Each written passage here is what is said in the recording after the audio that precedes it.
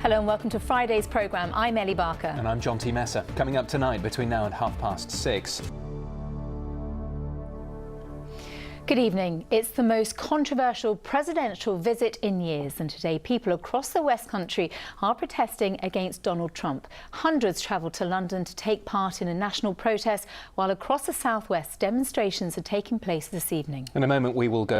David, those protesters, all ages, as we can see over your shoulder this evening. But away from the protests, we understand that Devon and Cornwall officers who were sent to London were set up with some pretty basic accommodation to begin with. Well, as we mentioned, there are also protests taking place across the southwest. This was a scene of opposition there, but a short time ago I spoke to John Mappin, who runs a hotel in Tintagel. He is a supporter of Donald Trump. He's met the US president and he told me why he admired him. Well, let's now turn to other news in the region now, and organisers of Boardmasters Festival in Cornwall have warned that drugs will not be tolerated as it prepares to welcome thousands of festival goers next month. Now, it's a common attitude among men to keep problems bottled up and to avoid talking about issues which might be playing on their minds. The NHS in Devon says depression and anxiety shouldn't be seen as signs of weakness and is encouraging men to talk more about their problems. Bob Cruz reports. Well, Hannah Roper is from the mental health charity Mind and is going to talk a little more about this issue. Thanks very much for coming in, Hannah. We saw in Bob's report there a lot of people taking part in five-a-side football, saying physical activity is a real benefit to mental health, but not everyone can do that. What are the alternatives? Well, I think it's very much about having a person-centred approach. Everybody's needs differ, especially amongst men and women, and it's finding an activity that suits you. And research has found that men do engage better with an activity.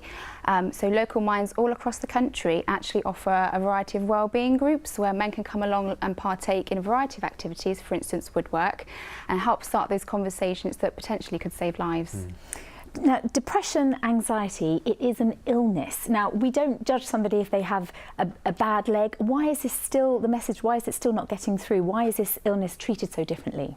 I think it's because it's something that you can't see. Everybody can see a broken leg, or if someone's got the flu, they can see they're unwell. With mental health, it can be very much disguised and not visible. And if you haven't been through something yourself, I don't think it's something that's hard to understand.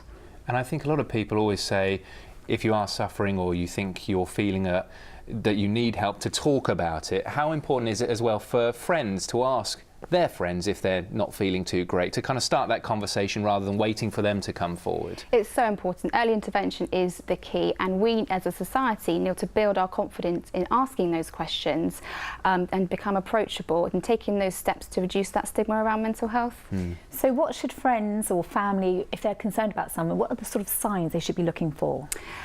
So it's a general change in that person's behaviour. It can be change in their appearance, it can be change in their mood, it can be maybe anger, but we're generally looking for an overall change in that person's attitudes, behaviour, etc. And it can be subtle things, so it's not always easy to look out for. However, Mind across the country do provide mental health training which can help you spot those signs and symptoms around mental health and how to have those sensitive conversations in supporting someone with mental health issues. It seems like people are talking about it a lot more. There was Project 84 in March. ITV in London put those very striking statues on top of their building to highlight 84 lives being taken every day by men.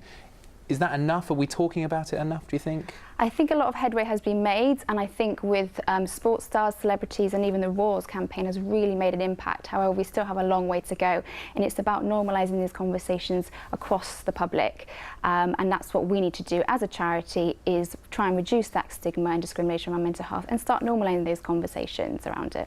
OK, Hannah Roper from Mind, thanks very much for coming in today. Thank you. Thank you. And there is still plenty more to come on this evening's programme before 6:30, including The ITV News continues with the national and international stories at 6:30, including more on today's protests against Donald Trump. Here's Charlene White with the details. Now, the rescue of a group of boys and their football coach from caves in Thailand has captivated the world. And today, some of the men who came to their aid arrived back in the UK. And among them was Josh Bratchley, a former student at the University of Plymouth. Ben McGrail reports on an extraordinary story. Now, this weekend, The Voice Kids returns to ITV and will air every day until the grand final next Saturday. Yes, and this year, two performers from the West Country are hoping to impress the judges. Among them, Shani Lee from Felton in North Somerset, who has already caught the eye of will.i.am, as Sangeeta Lal now reports. Already winners in my eyes. I Can think- sing and a pony. Amazing. But I think Mum Tamara, she's the real winner in that, with that great. entourage. My Yeah. goodness me. Do watch it. It's great fun to watch. Those kids can really sing as well. Let's move on to the weather forecast now. As we approach the weekend, we have sent Kate to Hestercombe Gardens near Taunton. Kate, after all the sunshine, it's looking a little cloudy and we've had some rain. Do you know? OK, Kate, thanks very much indeed. Have a lovely weekend, won't you? Before we go, let's remind you of the main headlines here in the West Country this Friday evening, and people from right... Well, that's it from all of us here. I'll have the late news for you at 10:30. Now they will hand you to Charlene White as the ITV News continues. Have a lovely weekend. We'll see you next week. Bye-bye. Bye-bye.